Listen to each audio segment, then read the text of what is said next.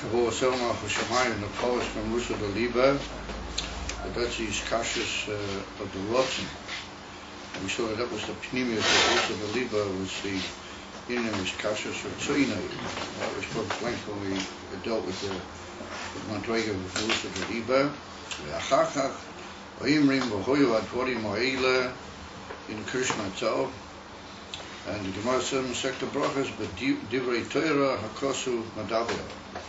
Immediately after B'chol Miyei Dercha, then we immediately state that V'hoyu Hadvorim Ha'ele. That's referring to the unit from Divrei Torah. The Acha B'chinas Rusa de Liba B'chol Miyei Dercha, but that brings to the unit from Aveda Bi'av B'ligvul Adidei Kiyum HaMitzvahs B'Kabbalah Sel Malchus Shamayim, but that follows on from B'chol Miyei Dercha. Then Mamshichim Toisvus Oirois Batoira. We discussed what it's hard to say a concept of that nature, Toisvus Oirois in Torah. That meant to be Magala, the Inifan Elikus through Torah, the Inifan Elikus in the world. The Torah is not just a limud and a Dvar Chochmah Elikis, but it comes a Mokia, a Gil Elikus to all the boy Oilam. The Hine Ksiv, we now start a new Indian now on that basis of the being Mamshich Teisvus Eiros B'Torah. That's written a pasuk in Yeshaya Novi. Koel Hanikro Vishmi Ulichveidi Barosi V'Yatartiv, and then it continues on the pasuk Af Asisi. I also made it. Everything which is called in my name, literally Koel Hanikro Vishmi. Ulichveidi, and that which is for the sake of my honor, not only which is called in my name, but for the sake of my honor. Then Barasiv, Ratzativ, Afasisiv. I created it, and I shaped it, and I made it. So it's not understood what is the hemshich of the pasuk. What does it mean that everything is called in Abish's name? He created it. Of course, he created it. I mean, what would be the question? What kilo is the purpose and the announcement that pasuk is making?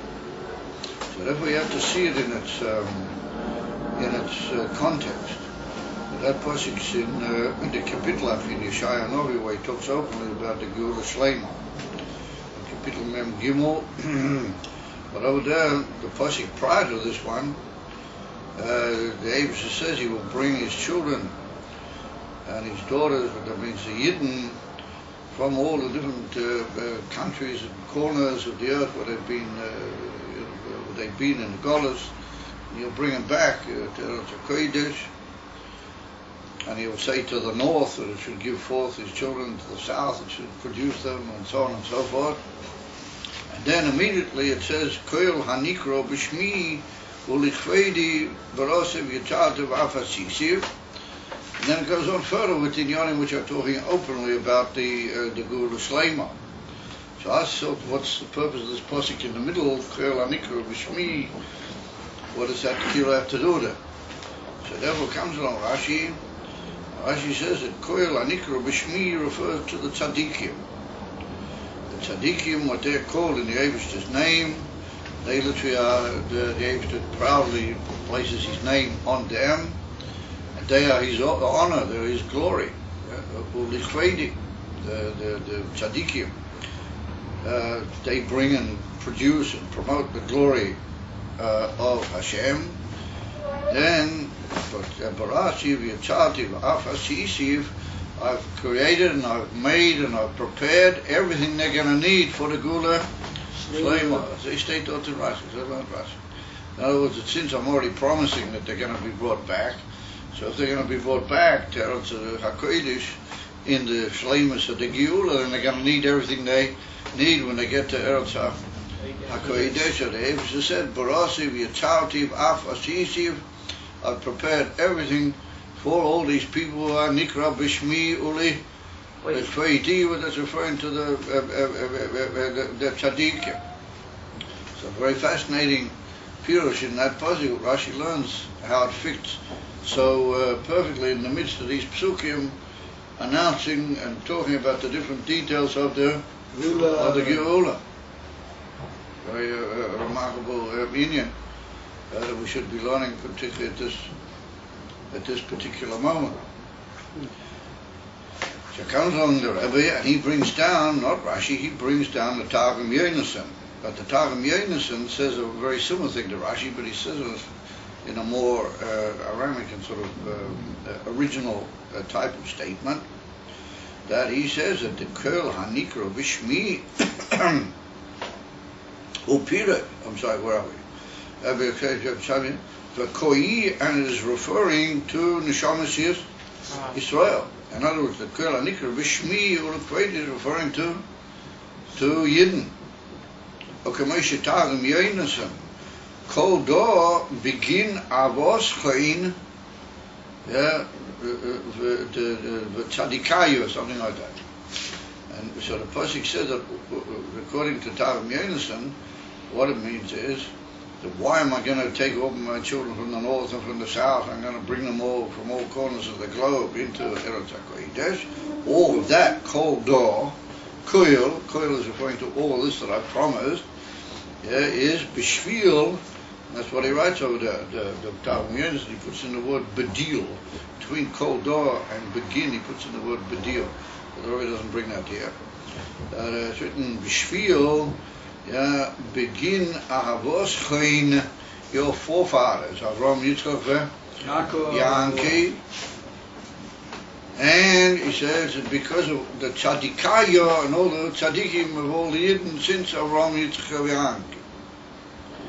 And he's doing it, and then he goes on to say over there quite amazing things, the Targum Yonasan.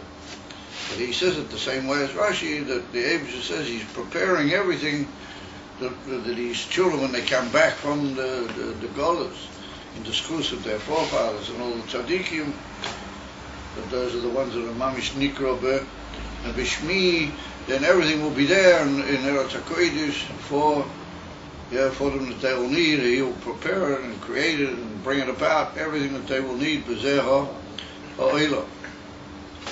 So we see then that Koil Hanikro Bishmi, all of these things which are promised are for those who are Nikroim Bishmi. And who are they? The Yidden, or particularly the Tzaddikim. So that's the simple Pirush, that all the Inyanim in this pasuk are for the sake of and are based around the Yidden. Now the Rebbe says, however, another Pirush. He says, Pirush, and this is already the Chiddush of Pirush Lafi, it brings itself in several Drusha Chiddush, in many places in Chiddush. Well, Pirush Koil HaNikro Bishmi, HaNikro Hu Loshen Nifal. It's like a form of a passive, or how do you call it, bringing something about. Nifal, we're causing something to happen. So what is the pshat? Shehein, referring to literally to Yidden, Nikroim v'nimshokim b'shmi. They literally, how do you call it, are being called down and are being derived and nimshach into my name. Now, what does it mean? Not that the Yidden are being called down into his name, but we'll see more exactly as we go along. What it means is that the Yidden, they cause they poel hamshocha and a derivation b'miyuchad of Elikus into the level of shmui, of a Kodesh Baruch. So nikro b'shmi means the Yidden, who they are literally causing my name to be called. In other words, what does it mean, causing my name to be called? They're causing my name to be increased in such a way that it becomes very obvious that everybody would want to call it its name. In other words, they bring down some hamshocha into the Eibishter's name, which literally greatens and sanctifies the name in such a way that it becomes nikro and begolui to all the created beings. He said that's the lashon nifal. Not so much that they are nikroim, but they are called in the sense that they cause things to go down into Shmi. Or Moira Ho'inyan, And it seems that the matter tends to indicate שבחינת שמי הוא למטה ממי שנקרא ונמשך שם, מלמעלה. From that it would appear that the level of shame, shmi, is lower than the level, or he, me, he who is being nikra v'nimshach shah. In other words, if I say koil anikra is literally referring to Yidden, and bishmi means that they are being mamshich and megala things into shmi, then that appears that they're beyond shmi. They're higher than the level called shem, shmi, and they're causing a yerida of amshacha into shem. In other words, that they are higher than the shem, and they sanctify the shem, meaning that they bring down a teisvus gil of amshacha into the level of shem. So therefore he said, from that it would appear that the union of shem is lamata memisha nikra v'nimshach sham milmayla ukiyadua. So he said, if we take the in and house al-pi Kabbalah and consider us, it will make more sense. Ukiyadua the shmi hu b'chinas malchus. Shmi means the Eibishter's name, but that is the sphere of Malchus, the last of all the spheres in Atzilas. And why is Malchus connected with the union from shame? Because it's well known that a king runs his whole kingdom through his name. His name is what does everything. The atzmus of the king remains hidden in his palace or in his whatever it is.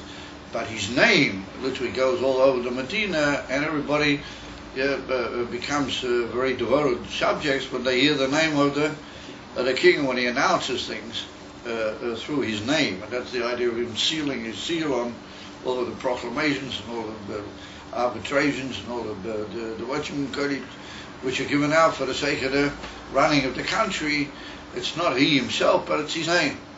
So therefore Malchus, the whole concept of kingship, is connected with the union of name, Shem. And therefore we say in Krishma, Baruch Shem Kveid Malchus. Yeah, that Kveid Malchus is connected with the concept of the name, of his name. So therefore Malchus is the lowest of all the spheres, in the sense that it's the last of all the spheres, not necessarily the lowest, but it's the last. And from there begins the whole kingship of Hashem. That's where he begins to bring forth all the separate subjects, which are Bria, Yitzir, V'yah, Sia, and he rules over them with Kaviyah, with the divine name, which comes from Atzilus, and particularly Malchus, the Atzilus. But he said, V'Yisrael, Heim Lamayla Mishmi. But we just said that Kol HaNikra B'Shmi means that they cause a Hamshocha into Shmi, but that implies that they are higher than the actual Shem. So he said, Yidden are from a higher level than Malchus, from the Shem. V'Heim Lamayla Mishmi. The Yisrael Olo B'Machshova. It's well known, the statement of the Medrash, that the Yidden literally rose up into the Eibishter's thought. Olo B'Machshova.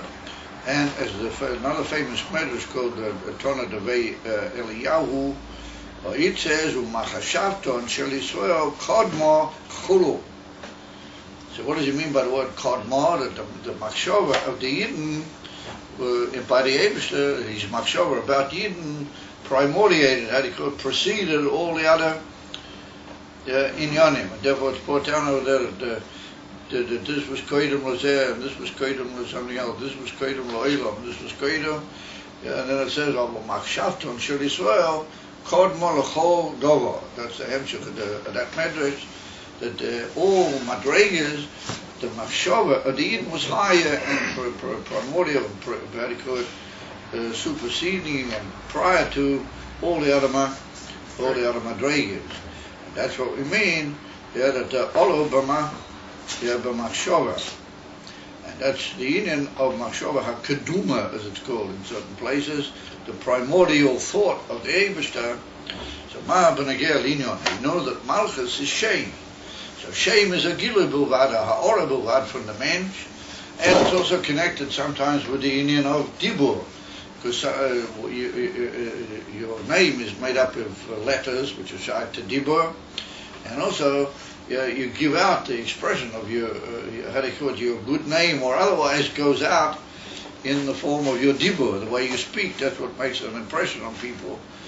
Yeah, one way or the or the Adem, or how they call it, for all sorts of good inyanim, or maybe Cholila, not such good inyanim, but Chuli, that goes through the union of speech, through the union of Dibur.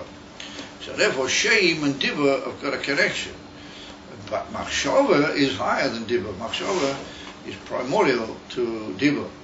And therefore we see that Machshava is very much miyuchad with the essence of the person. As it's brought down, you can never stop thinking. So if somebody says, oh yes I can, because I'll tell you that I'm not thinking now. So it's brought down in a moment for the Mittler Rebbe that even if somebody says that he's not thinking now, he's thinking how he's telling you that he's not thinking. In other words, he really is thinking even about that. But the inyan for Dibur is something that you can put on or take off. And it's brought down in certain places, the more you take it off than putting it on is better.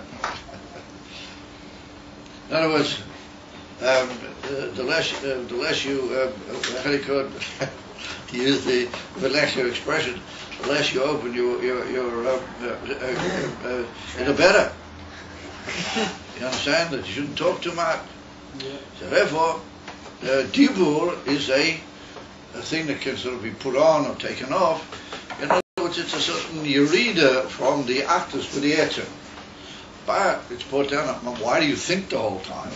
Because Machshava is so united more with your pnimis, with your etzem, then your etzem never ceases or never stops. It's always expressing itself and always living. And talking with the chayas ha'atzmiyas, right, of the neshama, that's the neshama, the pnimiyas. And therefore the machshava is united with that, and therefore it's always working as well. But it works in a slightly more rush type form, but nonetheless it works in a way of union with the etzem. Mashiach in Dibur, and Dibur is more connected with Shmi. Mashiach in the neshamas, their union is machshava, and they're united with the etzem. Therefore, the Tana Devei Eliyahu says that Machshavtot Shalisol Kodmo, they are primordial, l'chol dover. Anything you consider in the whole creation and in the shores of the creation, then the neshamas of the Yidden are higher. So therefore, said that's the pshat, that the neshamas are mashpia into the name. Nikro b'shmi means they are being called down and they are giving down their benefit of their high madrega into the inyan of Shein. And that's what they are called, as we'll see in a minute.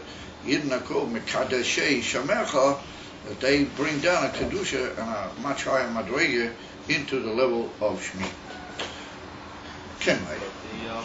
By the point that the Yidden higher than the level of Shmi, is that an important point to say that you can only draw something down into something that's lower than you? Oh yes, my child. Well, you can be mashpia on something that's on the same madrega, but to be mamshich and magala something is only into something which is lower than yourself.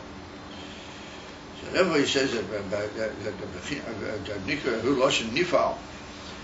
Yeah, b'malchus v'yisrael heim l'mayla mishmi. The Yisrael olav machshava u'machshavton shel Yisrael kodmo l'chol dover. Over there in the Medrash, in Tana Devei Eliyahu. And Kodma means the concept of primordialness, like precision in the sense of precedence, in the sense of higher level of union with the etzem. If we go back to the very shorish of everything, Bechinas Shmi, he Bechinas Malchus Dain Seif, K'moy shehu lifnei ha-tzimtzum, shezeu Bechinas Shmi ha-miyuchad bi, וכמיימה עד שלא נברא העולם שזהו לפני הצמצום הוא ושמוילה לבד. That's a famous statement brought down in the Pirkei de Rabbi Eliezer. עד שלא נברא העולם הוא ושמוילה לבד. Prior to the creation of the world, there was the Eibishter and his name on their own. הוא ושמוילה לבד.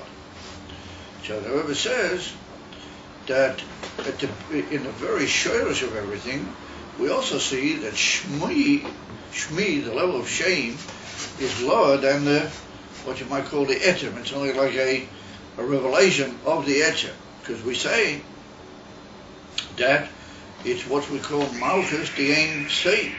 In other words, that even though we're talking about Ein Seif, Mamish, we use an expression, Malchus, the Ein So, but this occurs in the Kisvei Arizal. This famous expression, Malchus Dein Save, and the Arizal must be. Why do we say it's such a loss of Malchus Dein Save? Because here we're talking the Lifnei Tzimtzum, and the which is Kilu Ha'atzmus Beregezeh. There's nothing else to be Megala to. There's all Kilu Bifnim in the Gilu of the Etzem himself, and so the Etzem gives forth a Gilui which is called Oyer. And in that Oyer there are gradations. That Oyer undergoes certain, what you might call, derivations or gradations. And the Rizal says we call those gradations B'Shem Sfiros, Afapi She'ein Shom Sfiros. You can't really talk about Sfiros, but Ki'ilu Noima, Ki'ilu was saying that idea in order to help us understand that there is a form of a gradation there. Meaning that there is a form of level of the Gilui Oyer, the very Oyer of the Eibishter, how it is before the Tzimtzum, which has already undergone a certain, what you might call Ha'ora within itself. It's not the very essence of the light, it's like a derivation of the light. It's gone down, even though there's no Nivroim yet, no Tzimtzum, and it's still absolute Ein Seif, an absolute Pshitas, but it's gradated somewhat, and that we call Malchus. We call that like the lowest level. And then in that level of Malchus, the Ein Seif, that's where the Tzimtzum occurs. In that level, we call it a Tzimtzum. In other words, it's higher than Malchus, the Ein Seif. We wouldn't have been able to make a Tzimtzum. The Tzimtzum would not have been able, Kaviyachol, to be misgaber on the intensity of the light and the peshitas of that intensity, meaning the absolute simplicity and the Ein Seif of that light would not have made it able to receive the Koyach HaTzimtzum. In other words, the way we want the Tzimtzum. If therefore, the Eibishter brought it down through another series of gradations, which he calls Malchus Dein Seif. And in that level of Malchus Dein Seif, he makes the Tzimtzum.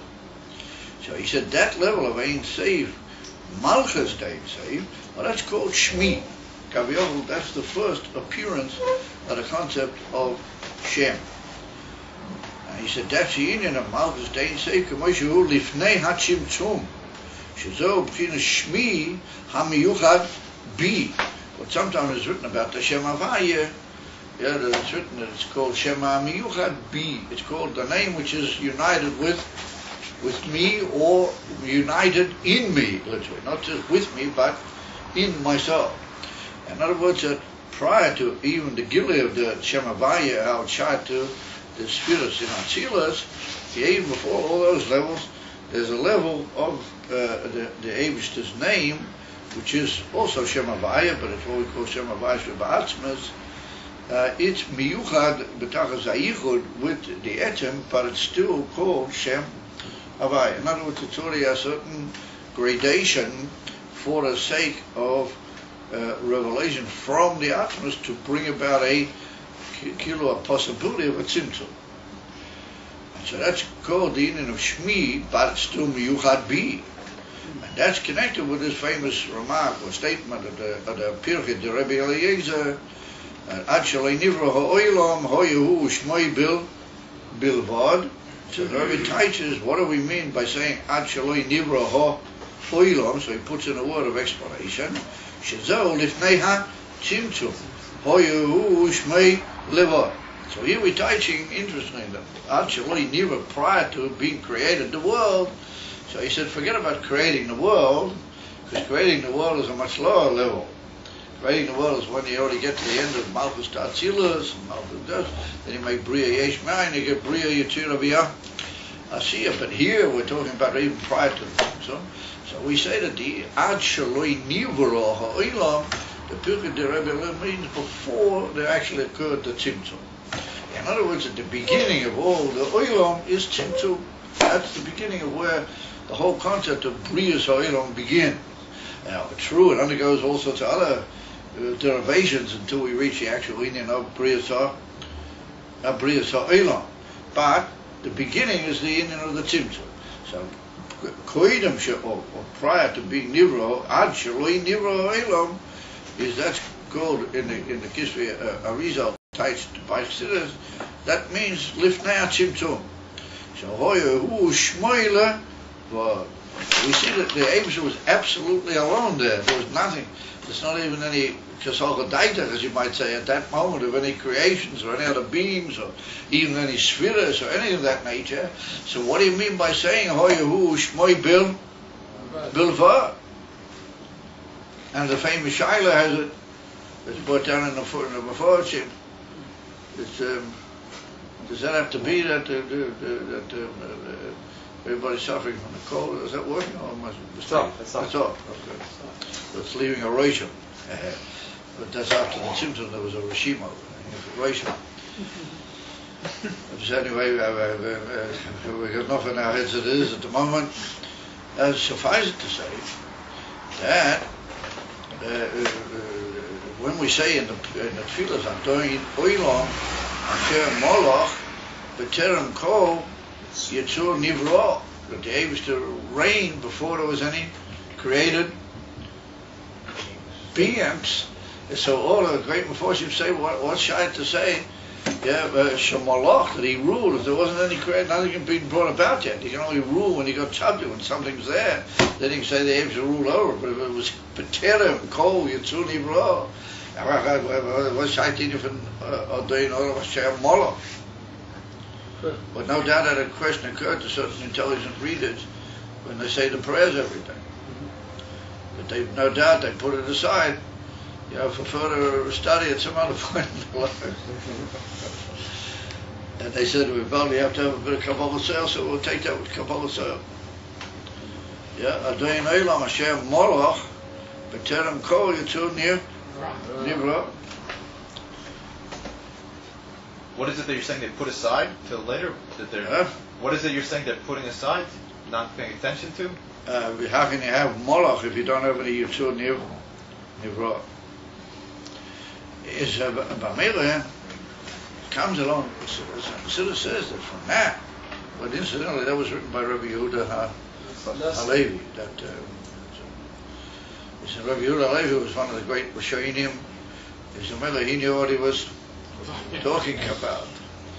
So Chassidus says that that's a remez to this Indian of Hoyahu Shmoi Bilvad, that even before there was any talk about Nivroim, even before there was any talk about Olam, it didn't even exist yet, but there was already an Indian called Shmoi, that the Eibusher Kaviyachol, when he first appeared as a in any way that we can talk about him, then he was him and he had a name. Even though there was nobody to call his name and nothing to be revealed a name to, but he was already there with his name. Shmoi Adoin Olam Asher Moloch. And not only that, it's even more of a chiddush because we call him Adoin Olam. That even makes the kasha even bigger. So we have to say that B'terem Kol Yitzur Nivro. The do it, then there's already this Indian of a shame on the part of the Eibusher. So once again, the question goes back now a few ladders higher. What do you need a shame if there's nothing to call him by that name? We were talking about Azamin Dragon, Azamin Level. What are we talking? So that's what the Kisvei Arizal says when the Eibusher,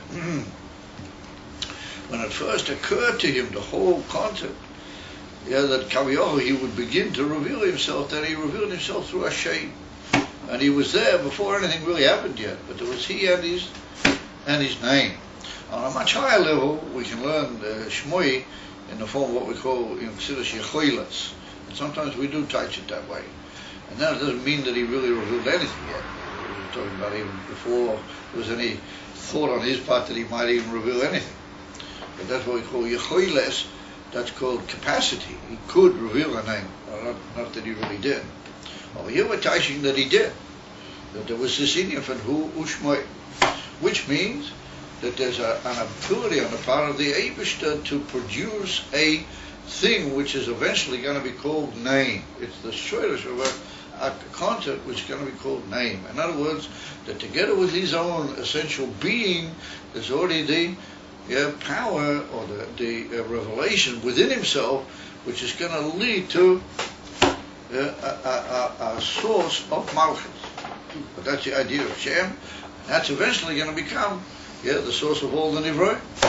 Because Malchus is the source of all the Nivroi. That's a concept of shame.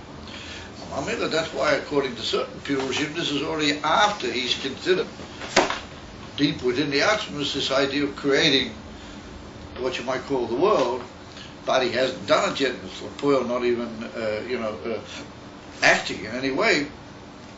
But there's already the shoyrush of what will eventually lead to that. It's called his name. And that's what's called the Oyer. And the Etzem of the Eibush is called Atzmus.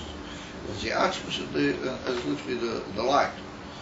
So what did he need to reveal that light for? He didn't really need, but he did. Because it didn't mean anything yet, but it's still shy to him. But it's like the indication that eventually there's going to be a shoyrush of something which will bring about the whole union of the elements. Therefore it's called Hu Shmai Bilvad, indicating that so far nothing has actually happened. Therefore there's no real appearance of any entity, but it's like the beginning and the shoyrush, the potentiality, whatever certain Madrega, certain Mephoshim learn that it refers to the Madrega of Yechoilans. So, this is the level of Etzem Ha'or? Oh, very nice. According to certain Madregas, according to certain Shittas and Siddhas, it's called the Etzem Ha'or. But in that Gufi, you've got to be careful, because we say, those who learn that it's Etzem Ha'or, they take slightly different. And they say, Hoya Hu Shmoi Bilvad. So they say the Berega that you say Hu, you're already referring to something. You can't call the Eibush to Hu either. You can't call him Hu. So they say Hoya Hu Shmoi. They say that Hu is referring to the Etzem Ha'or, Mamish. That's also referring to an Oyer. And Oyer is only what we call the Ispashtas Oyer. You satisfied now? Etzem Ha'or Ispashtas Oyer. And then that undergoes all sorts of other Hispashtas. Oh, you're right. There's the famous beer in Tzadik Hay from the Friedrich Rebbe, where he teaches the different dagas of Hu and Shmoi. Atzmus is not even mentioned as a Atzmus is going under a Bechina. So when we say Hu in this context, we mean both Atzmus and the Kolom B'Teicha Atzmus. Over here we mean Gilur, we mean a Indian of Oyer, but it's still Kolom in the Shitas of the Atzmus. So therefore, he says, Hu Shmoi Amiyuchat Bi, Hu Shmoi, the Bechina Shmoi, Zehu HaGilui Do'erin Sei, Teba Atzmus. I'm sorry, Hu HaGilui Do'erin Sei. Ba'atzmus, Hu Bechina So'er HaShayach Ela, Eilamis. It's not like you want to say that it's this, Etzem Ha'or, but it's Er HaShayach Ela, Er HaShayach El Ha'eilamis.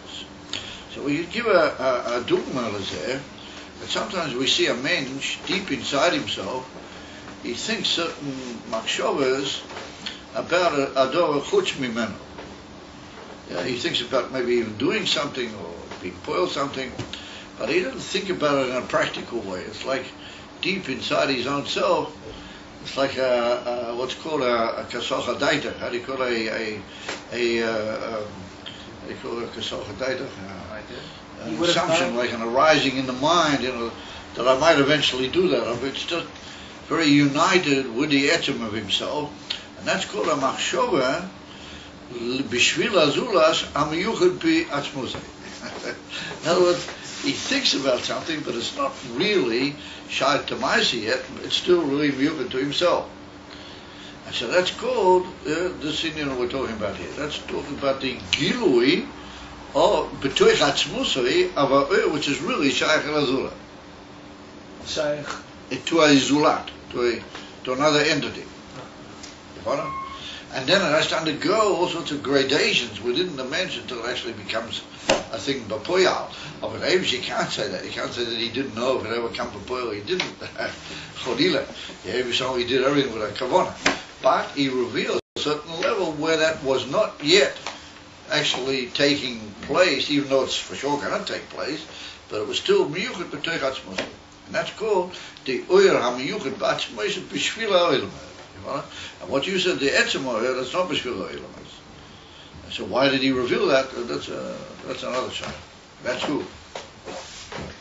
level, which sphere is that connected to? Which sphere is that connected to? In other words, if we say the end of it all is Malchusstein Seif, then what is that? That's what you're asking? Yes. Yeah. So, Ein Chanami. That's called, sometimes we say that that's the union from the Shurish of Keser, how it's used between Atmas. Or sometimes we can say that it's the union from like Pnimis HaChochma or Shurish Union HaChoch, which is the beginning of the first union of these scholars. Or sometimes we call it the Shurish of Keser, how it is between Atmas. Because when a king puts on a crown, then he's already moving out to the actual, even though it's higher than him, but he's moving out into the sphere or to the realm of actual Malchus. So, therefore, says the Rebbe, Hu Shmei Bilvad, Zeh Gilui Doer Ein Seif, to be Atzmus, if we take that inside the Etzem, Hu B'chinas Ha'er HaShayach Elo Helames. In other words, it's a machshava which has already got a shaykhs to eventually being something, even though at this time it's still more miyuchad with the etzem than it is megale itself to the makabel. And the dogma for that is right, we saw that you can have a machshava inside yourself which is not really for the makabel yet. It's really for yourself, but it's, how do you call it, to use an expression, it's like playing with the idea. It's like, considering the idea. It's just we can't take that Moshe Lamaila because he doesn't consider anything. He only does. And that's why we have to learn to be like the Avish in that part.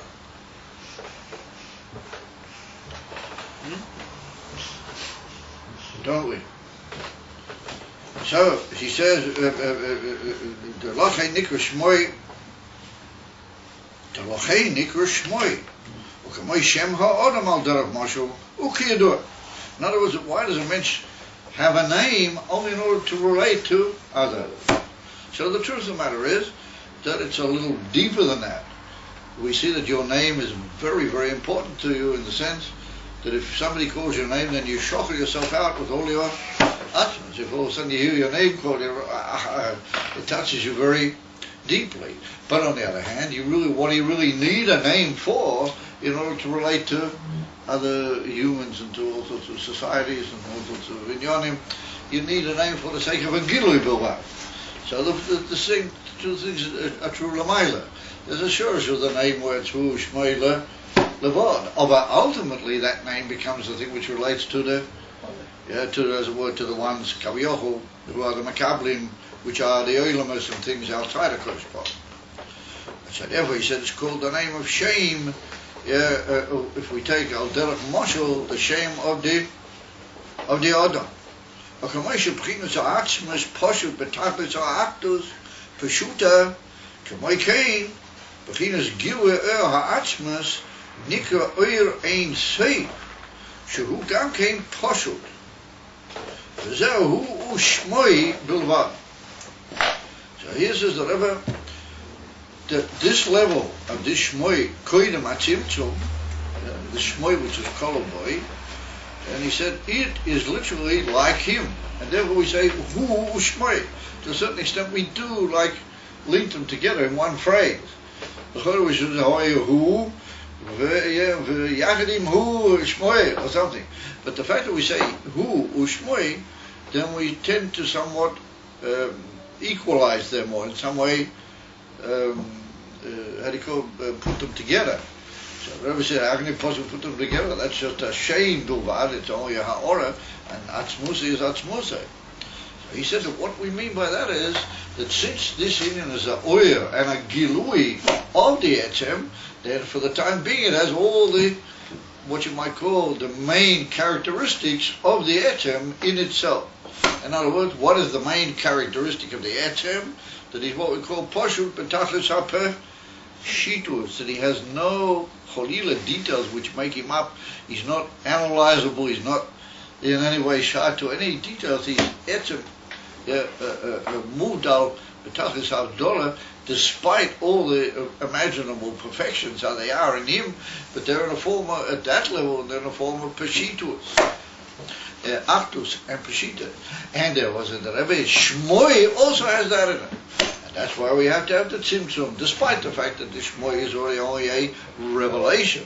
It's only a shame, and therefore it's only a luminescence from him, but it's Hu Shmoy. We said in one linking together the two terms, because the Shmoy has in itself certain of the principal characteristics of the Etzem, which is Peshitas and Bligvul, or what we call here Ein Seif. In other words, that it has absolutely no limitation to its hispashas and to its expansion. So why don't we call it? Why don't we just say Hu Bligvul? Why don't we say Hu Shmoy Bligvul or something like that? Why do we say Hu? And then the Rebbe calls it Ein Seif. Because we want to be careful to stress that this Uyer, even though it's got all the characteristics of the Eibishter, of the Ein Seif, and we call the Eibishter for a moment Ein Seif, but it's not like the Eibishter in any way, because the Eibishter is primordial. He's also Ein Loi to Chila. The Eibishter never began, he never started, he never is, and never was. He's just what he is. Yeah, in other words, he's the Infinite Chila. I'm sorry, Ein Loi to Chila. Oh, but this Uyer, that's only Ein Loi Seif, because it does have a beginning. In other words, it only goes out from the Atzmus, because we said he has in mind eventually, Kaviyot, the whole creation, when it comes to do it. Therefore, it's called the Hu Shmoy, but on the other hand, it's only Shmoy, it's not Mamish Hu. But for our purposes, it has in itself some of the main characteristics, which are Peshitas and Ein Seif, but not Ein Loi Tchila, or Ein Loi Seif. So therefore he said, Tachlis Atlas HaPeshuta. What Atlas HaPeshuta means, simplicity of the oneness. I mean, in other words, not a oneness which unites details, but a oneness which is Malachatchila beyond the whole concept of detail. K'moikein, B'chinas Gilui Ha'atzmus Nikra Uyer Ein Seif. So Derech Agav, we learned the Biur in the famous expression all throughout. So it's Uyer Ein Seif. That it's a Uyer, but it's called Ein Seif, implying Bligvul, and also implying the per Shitus, Ugam Kain per Shut. It's beyond any detail or any specificality of any sort. So, Hu Ushmai Bil? Hu Ushmai, both of them as were mentioned in one Hemshech. Oma Meila. Oy hoyo efshe sheyeh mizeh hishavas ha'olamas ki'im alidei atzimtzum u'makoyim panui. That is, Rosh Hashanah makes makom panui. Ve'achar hak nimshach hakav v'pinas kav dakuma tumtzah.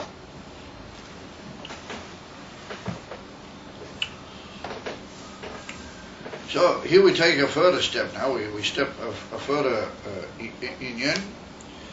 And the Rebbe says now, Lo hoyo efsho she'iyeh mizeh hishavetz ha'olam ki'im alidei tzimtzum. So when the intelligent reader sees that, and l'chera, an exclamation mark appears above his head, and maybe even with a question mark. How can you say Lo hoyo efsha? If you're talking about before the Tzimtzum, you're talking about Atzmus Ein Seif. You're talking about the Pshitas of the Ein Seif. How can you say that something wasn't possible? It wasn't possible unless he made a Tzimtzum. I mean, the Eibush is omnipotent, isn't he? As if he's omnipotent. Because like we say in davening in the morning, who can possibly say to you what you should do or what you should be poyer?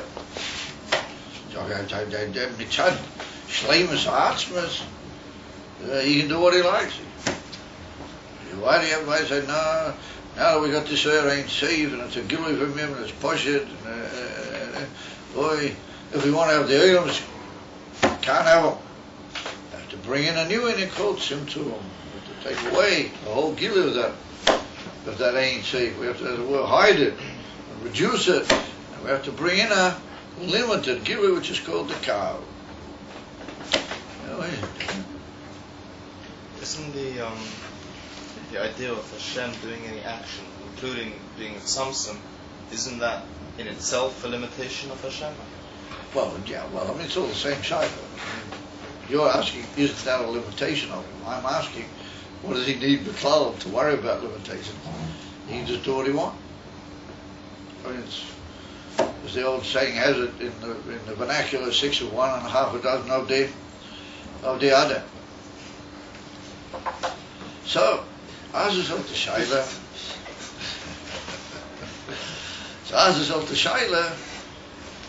yeah, what is that? How is it? Why did what did he need to see for Tzimtzum? So the answer is, he didn't need, the Eibush didn't need the Tzimtzum. No, is it? The Eibush wanted, there's a famous cloud, based on a pasuk in Kohelet. What the pasuk says, "V'gam eso ilam, noson belibo." V'gam eso ilam, the whole world, the Eibush placed in the hearts of man. So there's a famous touch in Chassidus, "V'gam eso helem, noson belibo." So what is in it for helem? Helem is the tzimtzum.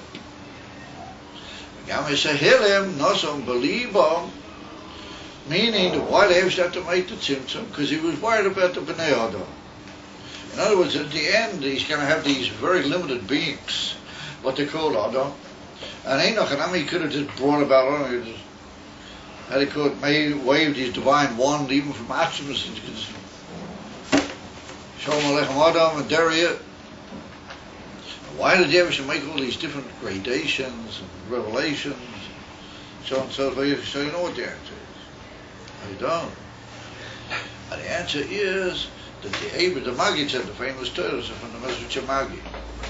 He said the Eibush wanted that just like he came down through all these various steps, that the Adam should be able to start at the bottom and go up. And he should eventually be able to reach Mamish, close to Atzmus Yisborach, and the day that he takes upward steps one after the other. So was it a shot that the man takes steps one after the other? Who is man? I mean, everybody knows who man is. But certainly you're not allowed to judge one person from yourself, not allowed to judge other people. So maybe I got the wrong idea. Maybe these mans in this class are all tremendously high and unlimited creatures. But I mean, so man is a limited creature. A maximum. What he can understand is dvarim tatoinim l'chlev. So no, we say we wanted eventually a man if he was able to go higher and higher and get a bit out of all this, like we saw before, the chumri years, and get out of all the gashmi years, and get out a bit higher, that he should be able to go back and trace his way back to the Atman. And therefore the Atman made it with a seder. Yeah, that he didn't really need that seder of his omnipotence, but he needed it because that was his kavanah to make in a way that things would actually make sense. There'd be Azar revelation, then we'd reduce it, and then we'd do this, and we'd bring back a further revelation, and it can also make a system through which man will be able to grasp how did the Eibush to produce him. You understand the idea? In other words, it was all for man. Everything was for sure. And if you look in Tanya, Perek Mem Tes, that's what the Alter Rebbe said. The Alter Rebbe says that the Eibush made all these unbelievable tzimtzumim, all for the sake of Besod. But he loved the men so much. The Chas v'Cholila to disappoint the Eibush. Yeah, he loves man. He loves him so much. He made all these unbelievable, all for the sake of him. He didn't need it. So that's what the Rebbe means, loy hoyo efshar, efshar. According to the divine plan, it's efshar. But the divine omnipotence. But then man would never be. There would have been a man, but he would never really figure Atzmas. A limited being is not going to be able to figure Atzmas ain't safe. But no, oh yes, I came from Atzmas ain't safe. Here I am. Shalom Aleichem. He would never have any chance. But therefore, we went through these auras go like all these things which are light, and we chunked them, and we brought it in. So it's possible for him to, how do you call it, return through elevating himself through the ladder to the inner there. So that's what the Rebbe means here by Loi Hoyo Efsha Shiyim Mizeh Hashavas Oilam is Ki Malideh Tzimtzum Hu Mokim Panui, that the Tzimtzum made a complete vacuum. That we took away the whole Gilui, but of course we didn't, Chas v'Shalom. That's what the Alter Rebbe stresses. Even though we talk about Mokim Panui, we don't mean Cholila, that the Eibishter actually made a Mokim Panui. He's still there, and so is his oil. Everything is still there. But he made it in such a way that it would hide from the Makablim. That the Makablim would only receive a light which is shy to them, and they would get to a certain point where they had to say, oh, here was a big, like, withdrawal. Here's something withdrew from us. And that's called the Eden of the Tzimtzum of it. Not that there really is any Tzimtzum. But the Alter Rebbe had Mesilas Nefesh for them. There's one on, the famous Indian of Tzimtzum, Kalei Kipshutai, is the famous doctrine of the Alter Rebbe, Kemavor. In Shara Yichud V'Amunah, Perek Lamed Gimel, in Tanya, Bekitza, Nimrat, V'Eid Kama Mekaimas. When you said that how everything, all of this was just for the Adam, it would seem like Hashem had loved this concept of Adam even before he did anything, even before he created it. Yeah. In the Chanamit, that was the motivation. Not that he first of all started, and then he said, oh yeah, maybe I love this Adam. In the Chanamit, Pnimius Atzmusa, he loved the Adam. Therefore he made all these things for his sake. Which means that the love that the Eibishter has for us is deep inside Atzmusa. But we existed even before the world came around. Yeah. I say three things. There was Hashem, Kodesh Baruch, there was Araisa, and there was Bnei Yisrael. Three things that existed before the world came into being. Who's this? It says in Chassidus, no, that there are three things that existed. This is No, no, it's okay. But you didn't, the Torah. Say first written in sages, Chassidus explains it. No, so, yeah, just to the point. No. So you're trying to say there are three things. Yeah, that's so Yisrael, the Eibush, and Torah. Yeah, Einachah. Torah we're coming to. We didn't get to Torah yet. Bentam we got on the Yisrael and the Eibush. We have with the Bentam we only got the Eibush with the Oirei. So we've got to see how where the Yidden come in. We haven't quite worked that one out. You follow? We're on our way to the ball game, as you might say. So he said that he made, he took away the whole Eden of the Gilu. Because this Gilu is a oil, and it's only a light, and a luminescence, and a aura, but it's got all the same things that the Atzmas has. It's Pshita on Ein Shei. So therefore he said that wouldn't be possible for that. I was trying to be Mavaya, that lesson, it wouldn't be possible, because if you just ever go up and you learn with the Talmidim or somebody or a friend or you teach after, then you got to be very careful how you teach it. I just gave you a tip off. In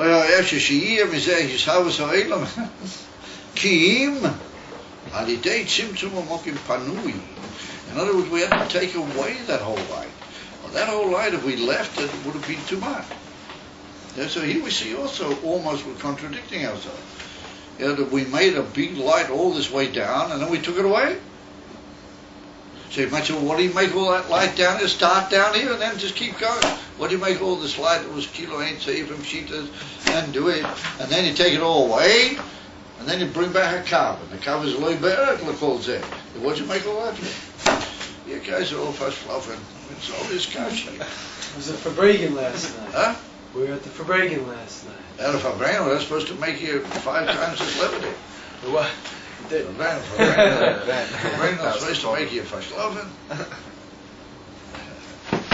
I heard it was a good Fabregan Kashamas. The best. For my limits. The best. I knew his father. His father used to be the Rosh Hashanah over here. His father was an Alti Yerushalayim Chabatchke. And he used to run the Kurl. We used to have a Kurl over here. I used to be on the Anholov and the Kurl in those days. 12 years I'm not on the Anholov and the Kurl. I never retired, but I was just never called again. But anyway, we used to have some of our Yingalayat, some of the Yingalayat from our program learned in the Kurl over here. Huh. And his father, he was the Rosh Kurl. He was an amazing guy. He was Yerushalmi, little fellow with a big Yerushalmi Hitler, his big round Hitler. He used to live in the dorms during the week, and on Shabbos he would go home. Yom Tov, all these different times he would go home. Friday or sometimes Thursday night he would go home, but he was always back Sunday. And he used to have a room in the dorms. He couldn't be bothered traveling back and forth. And he stayed in the dorms. Matter of fact, his room was what used to be my office, not the one around now, but the one was my office for a long time. It's just alongside where I am. That's where he used to live. His father, the father from the young man that he ran to us. Yeah. So, a lot of little stories to be told. But we have to go further. Edify. What were we saying? You guys didn't have a cash. Now I've forgotten myself what the cash was. I have a question. Why make the comment? I have a question from like 20 minutes ago. You said Hashem has no beginning, no end. He has. No, we're talking about Atzmus. Talking about the Eivis and Mamish. The Atzmus say no beginning and no. But then you said he wasn't and he isn't. No. I said the light, the oil which is Meir Mimeno, that has your beginning, even though there's no end. Voilà. So work that one out. Not was and not is. You said not was and not is. No, the Eivisha is not was and not is. Yeah, that doesn't work. How does I agree with you? But the oil is, but there was a point where it not was. Okay, so he says, yeah, what are we talking about? We had a kasha here. Oh yes. Oh yeah, I remember the kasha. Why did Yevish have to make up to the Tzimtzum and the Tzimtzum? Just make Malchat Chila from that level down. Why do you have to make all this tremendous oil and gradate it also a bit and have all these different gradations? Then have a Tzimtzum, then make a Kav, make Malchat Chila the Kav. Make Malchat Chila the first revelation of the Kav. Who is on the Ganze? You follow? Yeah. So what's the answer? The answer is Ein Chanami, Emes. That's also. And then it would also maybe been, to a certain extent, shy that the Mensch could go to reach the Kav, to reach up into the Pnimis HaKav. That's really a high elevation on the part of the Mensch. Well, then ultimately, what the Eibishter wants is that we should be able to bring down even that oil which is there before the Tzimtzum. In other words, that even though the whole world is only because of the Tzimtzum, and our whole being is only because of the Tzimtzum, he wanted to give a possibility that we should eventually be able to be Mamshir even that oil which is not shayked to us at all by different nature, but through the infinite mitzvahs, through the infinite mitzvahs, never through all sorts of good design, that we should be able to Mamshir even that oil which is Lamaila Legamre from the whole inyan of the Tzimtzum. That was therefore he had to give it a place that it should first of all be misguided. And only once you let a thing out, then it's possible to be mamshir some way or another. Because if it would never have revealed it, then mamish to be mamshir from the Atzmus would be too hard even with all the miles that we have. Therefore you have to first of all would be magalit, so that we should eventually be able to be mamshir. What? The Ur should have now Tzimtzum. Yeah, the Ur Kolo Mamshir, he even spoke about the Ur Kolo Babshman. The Etzemoyer, what he called the Etzemoyer, even that we can be Mamshir. And the Rebbe says that we can be Mamshir Chatzim. But if you tell a Litvak that he'll disintegrate. Yeah, they don't like you saying that. They say Atzmas, can't do anything about that. Can't even talk about it. Do you know what Atzmus is? Oh, good question. Do we know what Atzmus is? Do they know? What's it mean, mamshich? You're going to mamshich the level into the keli of the world, which the world can take it? Oh, that's a good question. Well, those are good to Shaila. Since the whole world only comes about through the Tzimtzum, and it's only through the Helem, that whole area that it's possible to bring about a world. What do you mean you're going to be mamshich that back into the world? Or mamshich into the world? The world won't be able to take it. What's your answer? You have to learn time. And Tanya, the altar is in Perek Lamed Vav. The Alter brings that the Eibush is going to give koyach, but tzaddikim lechavos chora. The Eibush is going to give koyach into the tzaddikim. They should be able to be makabel the schar. They should give them koyach. Give them the schar. They'll take it for good money. You're going to give them schar, but it's not going to take his schar. But you have to give them koyach. They should be able to be makabel the schar. Because it's too high for the world to be makabel. But the Eibush will give special koyach. And then there's another church, but I'll tell you that another time. There's also another church. But those are the churches on the world of Tanya. Look it up, you'll see. And when I said, "Zehu shmei bavad u'mamela lo ha'efshei chen ve'achach nimshach hakav v'chinas kav dak u'metum tam." In other words, then you get now a new isgalas of a line, kav, which is literally thin, dark. They call it's metumtam in its very entity. It's they call it thin and reduced, dark umetumtam, meaning that it's a oya gvuli b'yemen. In other words, that now we've gone to an amazing new idea that we're bringing light, divine light. The kav is light. It's not kelim. The kav is not kelim. The kav will help to determine the kelim as well.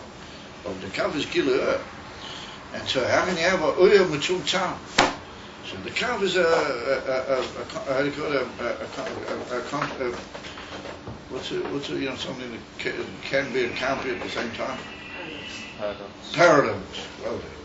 The kav is a paradox. In other words, the kav is oyer, and oyer is me'ein hamoya, oyer is similar to the moya. Therefore, the kav is supposed to be gilui ein seifi, and yet it's not. It's metumtam. In other words, we've got here now an amazing Indian where the koyach of the gvul represented by the tzimtzum has even moved into the oil. That the oil has somehow or another become limited in its very essence, which by definition it's not like that. So therefore the kav is like a paradox. Wouldn't it depend on what perspective you're looking at it from? Well, it does. But that doesn't alter the fact. I mean, we look at it from the perspective of the gvul in the kav. The pnimis of the kav is really bleakable. So I mean, how can you have both? Then you can't. So therefore, the kav is just the most amazing. The kav is really, in a way, much more perfect than the Yerushalayim now tzimtzum. Because the kav, to a certain extent, unites in itself two opposites almost. It has in itself the bleak rule of the Ur, and it's tucking the Ur again. But it's the Ur how it's being made in a limited way that the Elam should be able to be makaber. You know, the shorish of the kav is really very, very high. The shorish of the kav. The shorish of the kav has got to do with the yechelos ha'atzmus, etc., etc. Aber mitzad the etzem gilu hadover, it's already a inyan from kav metumtam, and it goes into that mokum pona. As the kaviyah, you've got this vacuum, then the kav comes into the vacuum and relights up the vacuum. But it only just comes into the vacuum. The vacuum used to be pshitas or ain't safe, and now it's not. So the kav is like a line shining into almost what you might call a open space, and then it's filling up that open space with a whole new concept, which is the concept of a limited entity. Even though we have to say that, but pnimis is not so limited. Now, v'nimshach hakav is kav dacham metumtum, v'nimshach alidei kama parsoit. And then it runs into further limitations in the kav itself, which of course they're called these curtains, parsoit. In other words, in order to bring about even atzilus, which is still gilui alakus mamish, you have to have these like curtains that they curtain off the intensity of the light. Because when you put a curtain in front of a very bright light, you still have the light on the other side, but it's very dull, as you might say. It lessens the whole intensity of the light. So that's the sign of these parsois. But that leads to the Eden of Atzilus. Then you have another very profound and heavy type of parsa, which leads to the Eden of Bria. Now, what's the difference between Atzilus and Bria? Because Atzilus and Mami still Gilui. Atzilus is Alakus Mami. Mashikim Bria is already Yesh Mi Ayin, And therefore the parser is a much heavier parser until it's compared to a sandal with the whole thing on the foot, the ganze Riches. Ad Yisavus Elam or Asiya, a commission is boiled here, but Diva Machel tell this Noyach, but everybody remembers with crystal clarity of that Indian. How at the beginning of the drusha over there we had this whole concept of the parsoy, the limitations in the divine light after the tzimtzum, a further form of limitation called parsoy. Albeit the Indian from a parsoy is a very special type of tzimtzum. Therefore we can't go into all the details now, but we refer you back to that portion of the Hemshah. But that just stresses how much you need to do your chazara. You shouldn't. How do you call it, bite off one hand but don't forget the other. No. Moving mizeh, the al-kol panim, b'chidas malchus, dein seif, hu shoyrish, hol bishayin, l'kol ha'ishtalchus tabiyah. But that is measurement that this malchus, dein seif, or this oil which preceded the actual tzimtzum, it's like a form of a shoyrish to all the ishtalchus of abiyah. Atzil is bria, Yitzir v'ah? Asiya. So answer the question, how can you say that? I mean, I just said it's sure. We just said that Malchus Dein Seif also had to have the tzimtzum. You have to make the tzimtzum of Malchus Dein Seif. So the answer is the fact that we could make the tzimtzum, the fact that there's able to be a tzimtzum b'klal in Malchus Dein Seif, well, that indicates that in Malchus Dein Seif there must already be some ability to receive a tzimtzum. Because like we pointed out, that where they got pshitas, betachas pshitas, and bli gvul, betachas bli gvul, together with the pshitas, then even if you were to try a tzimtzum, it wouldn't be able to bring about the inyan tzimtzum. You have to have a certain yerida in the inyan of the oil in order that oil should be able to be makabel a tzimtzum. Well, that's what the Rebbe means, that even though the Malchus Dein Seif itself is beyond the tzimtzum yet, it's not mamish, but the tzimtzum occurred in that level, therefore we have to say that it's to a certain extent a shoyrish, even though the shoyrish of the ishtalchus starts on the other side of the tzimtzum. We have to say that it's a shoyrish of the tzimtzum, and therefore that's the inyan of shmi, and therefore what we want is kol ha-nikra b'shmi. We want to now, now we've got through his whole inyan from Malchus Dein Seif, we've got the whole inyan from the Eilamers, we've got shmi, or that's what from Malchus Dein Seif, and the rest of it becomes Malchus Datzilas, Malchus Kol, and then we say, well now what we want to just go back and bring it down. We want to bring down the whole big time for the L'mayla v'atzimtzum back into that oil and make it mikadeshei shamecha, that we bring into that inyan of shmi, a gilui from the oil of atzimtzum. So how do we do that? We'll have to leave you until future episodes. But you should be able to be misboin and how we're going to do that. So the answer is mitzvahs and Torah. Wow. That's it. In that order. And the immediate inyan will be Yishkalas Melech HaMashiach, take it from me out now. Amen. Then the immediate inyan of the Ein Seif into the caboodle where the carve with the whole inyan, Shmi, Satal Sayan, and even Yishkalas, Ha'atzmus Mamish, Mamelu V'Simcha, G'toyle V'Atzuma, B'chol Ha'elam Sov, B'miuchat B'elam Hazeh. Amen.